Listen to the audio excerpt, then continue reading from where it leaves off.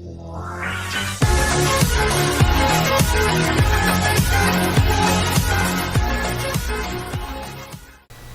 everyone, welcome to Mr. Chess Tactics. This game is from the 1971 candidate semifinal round 1 between the legendary world champion Bobby Fischer of USA and super grandmaster Bent Larsen of Denmark. And this game is all about taking advantage of an uncastled king. So let's roll the game. Fischer played e4, best by test, according to himself, Bobby Fischer. e6, approaching French defense. d4, the classical approach of controlling the center. And now d5, the French opening. White has so many responses to the challenge on e4. First of all, we have the e5, that's the French close. We also have this e takes d5 French exchange. And we also have this knight d2, the Tarrasch defense, or the Tarrasch variation. And now the text move which Fischer chose, and that is knight c3. This is a more aggressive continuation. White is putting pressure on this e5 pawn and also defending the e4 square. And also this knight c3 move doesn't impede the development of this dark squared bishop to this diagonal. Alright, so the game continued with bishop b4. This is the winner variation. Although this is a much more aggressive line, however, this move, bishop b4, deprives the knight on g8 of its natural square on f6.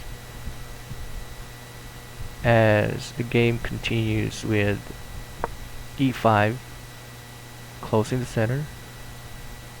Now this knight on g8 will be forced to be developed to jump on e7. Now the game continued with knight e7, a3, challenging the bishop. White is asking black whether to capture on c3 or to pull back to a5. Now Larsen played bishop takes c3, b takes c3. Now notice that White's queenside pawn structure is damaged. However, he has compensation for this. He has this open line for the rook, and also it reinforces this pawn on d4.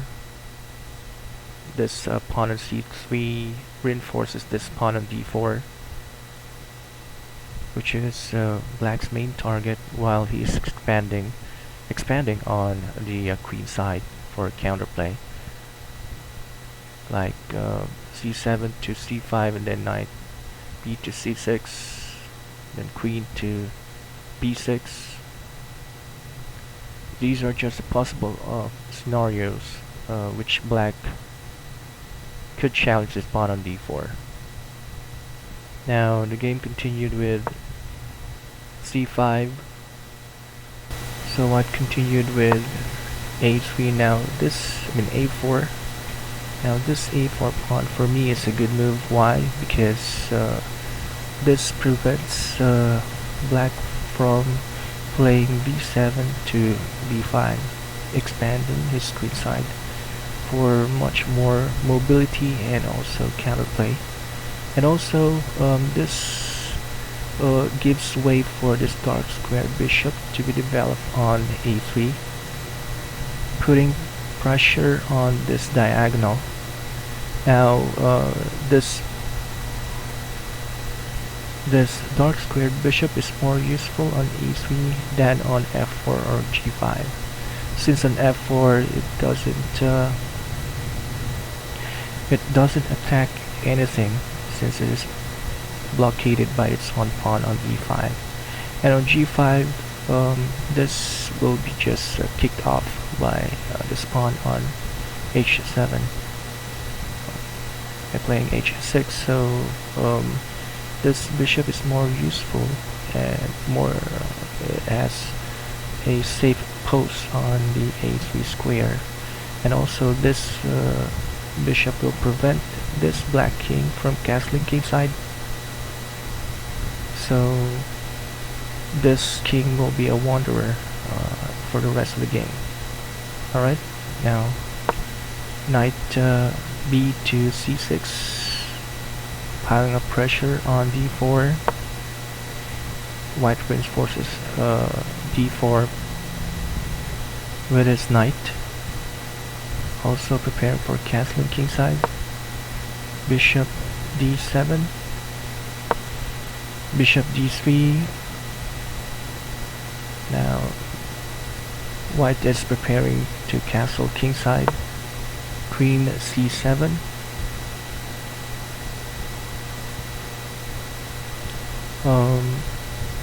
This queen c7 prepares black for castling queenside.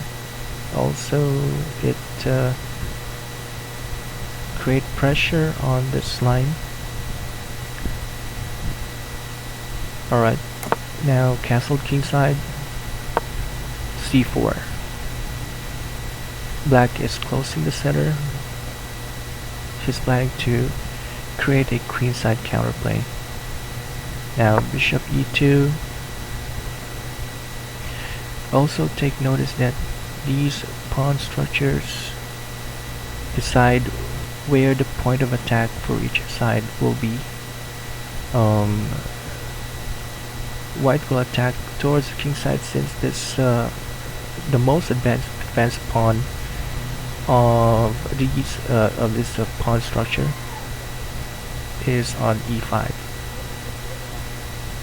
and this belongs to the king side. Now the most advanced pawn on the black's part is c4, so black will try to create counterplay on the queen side by expanding his queen side, playing a7 to a6 and then b7 to b5.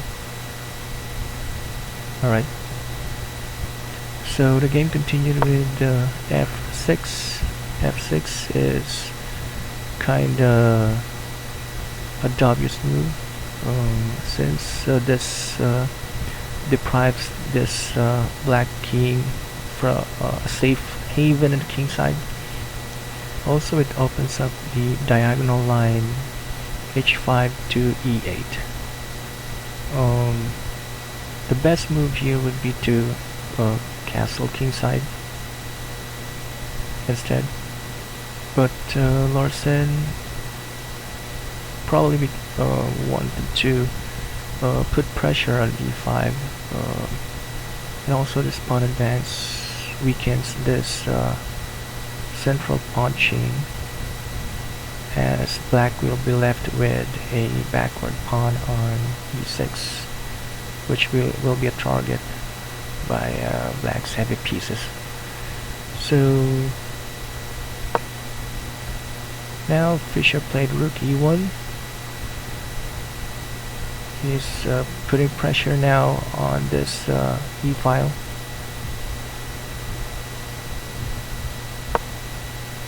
Knight g6,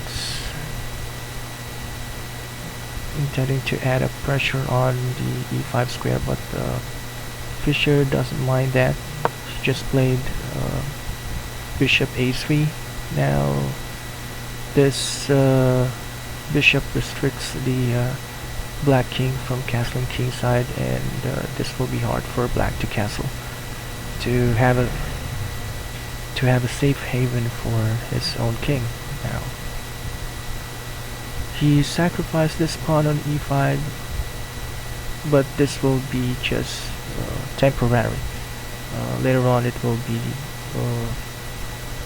be taken back, and Fischer will come out profitable on this venture. Now, f takes e6, d takes e5, knight takes e5, knight takes e5, knight takes e5. Now we can see that this center is now open, and this will be main axis towards the black king. Now Fischer played queen at d4, and this move eyes the pawn on a7, and also it pins this knight to this g7 pawn,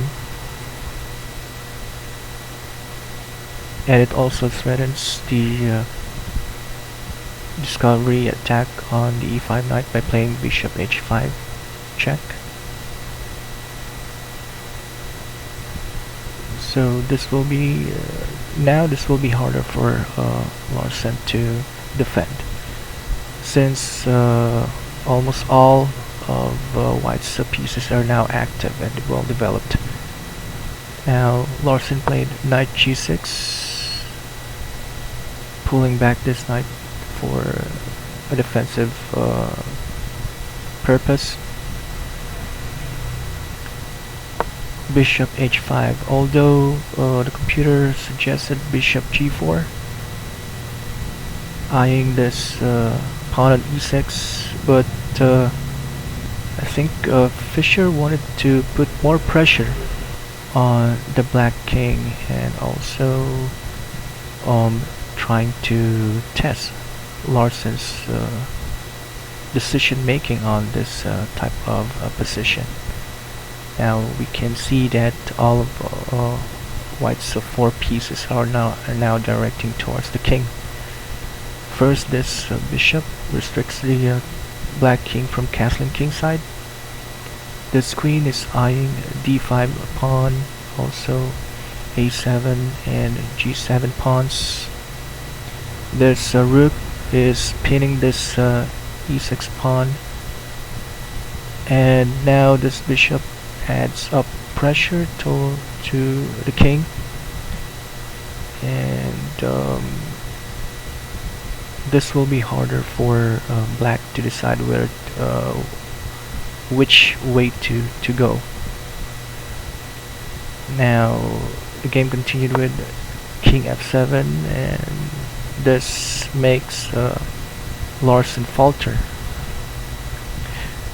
The best move, as the super engine is suggesting, is to play castling kingside. Say for example this one.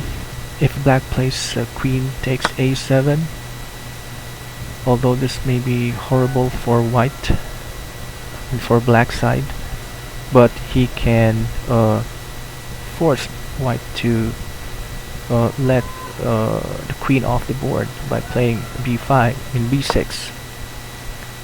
So if queen a8 check, black has this defense, queen b8. Now if white pulls back to a6, checking again the king, black can play queen b7. Now white has no way to save his queen from exchanging. Now if after castling queenside, white plays queen takes g7, it will be a bad move, since this opens up the g file, and black will be able to make counter plays, and it will be harder for white to defend instead. Now, but instead we did not see that move. Instead, Larsen played king f7. Now this king will be totally deprived of the opportunity to castle. Probably Larsen played this move because he wanted to make an artificial castling. Say for example, rook h2 e8, and then now this king can pull back to g8. But Fischer did not allow that. He wants this black king be restless. And a wonder in the entire game. Now Fischer played the good move f4. Now this f pawn is a battling ram. This will smash through the white's pawn structure. I mean black's pawn structure. And this forces black to give up his central pawn. Now Larsen continued with rook h2 e8, and now the thrust f5, good move. This move forces black to capture. E takes f5. Now queen takes d5, check. King f6. If black covers the king with bishop e6, white will end up a bishop and a pawn. White will gain a pawn and a bishop. For example, rook takes e6, pseudo sacrifice. Rook takes e6. Queen takes f6. Now the king cannot go back to g8 because it loses the rook on e6. So rook f6, forced move. Now queen back to d5. Black cannot play king e8 because that would mean losing his own queen. White will just play rook e1, and this will be a game over for black. If rook e6, then white can play rook f1 check, and again white will lose. Black will give up his rook, and this will be a win for white. Now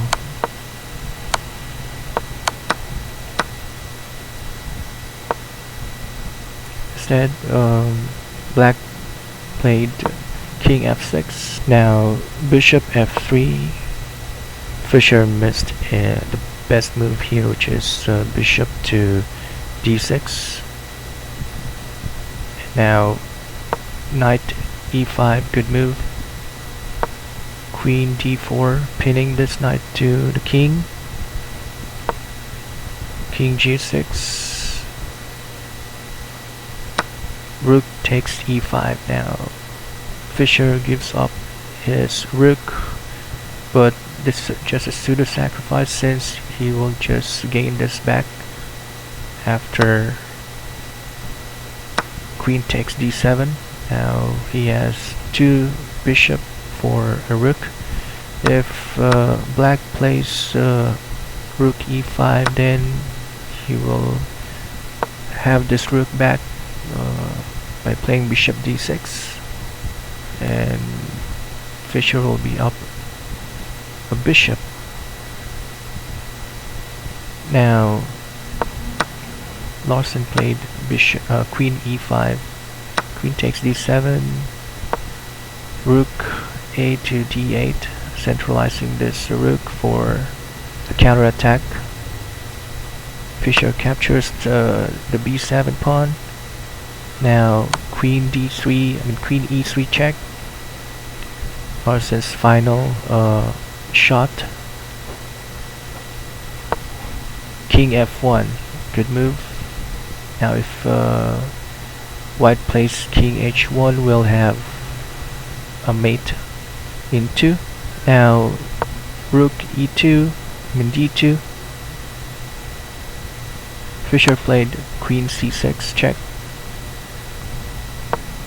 Rook e6. Now bishop c5, a counter attack, and also preventing black from playing queen f2 checkmate. Now Fischer gives up his queen for two bishops and a rook, so Fischer's advantage will be much more decisive. Now rook f2 check, king g1, rook takes g2 check. If rook takes f3, then we'll have bishop e3, rook takes c6, g takes f3, and this will be over for black. Now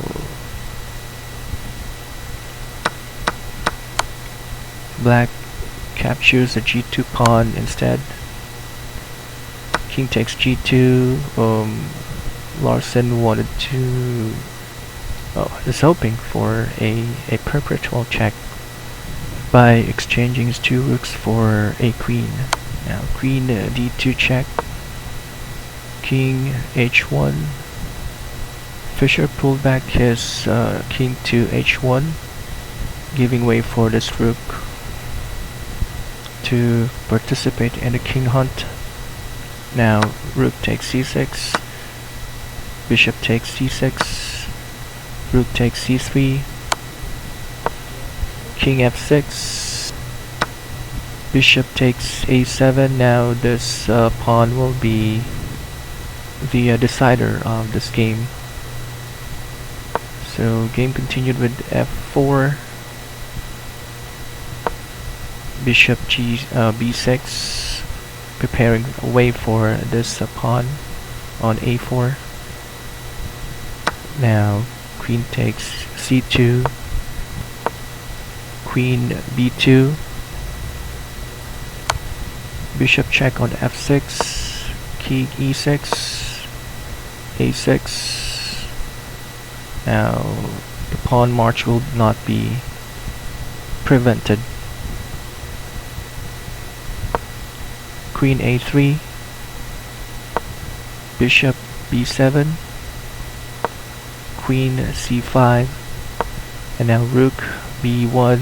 This move prepares the dark squared bishop to cover this pawn by playing bishop b6. Now c3, the last shot, bishop b6, and this is game over for Larsen, since playing c2 would be met by rook e1 check,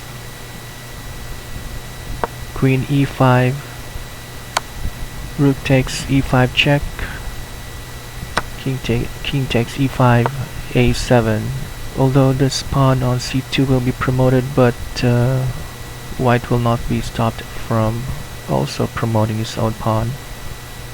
Now c1, queen check, bishop g1, and this pawn will not be stopped. And now, considering that white has two bishops as against two pawns for black, this will be a game over. Now, what can we gain from this game? First of all, as much as possible, put your king to safety. Secondly, never make pawn moves that will create an open line to your king. And the last thing is that if you encountered these, if your opponent does these weakening moves, always get ready to exploit these mistakes by your opponent, just like Bobby Fischer did to this game. Alright, so thank you so much for watching. I hope that you have learned from this game, and you have a nice chess day.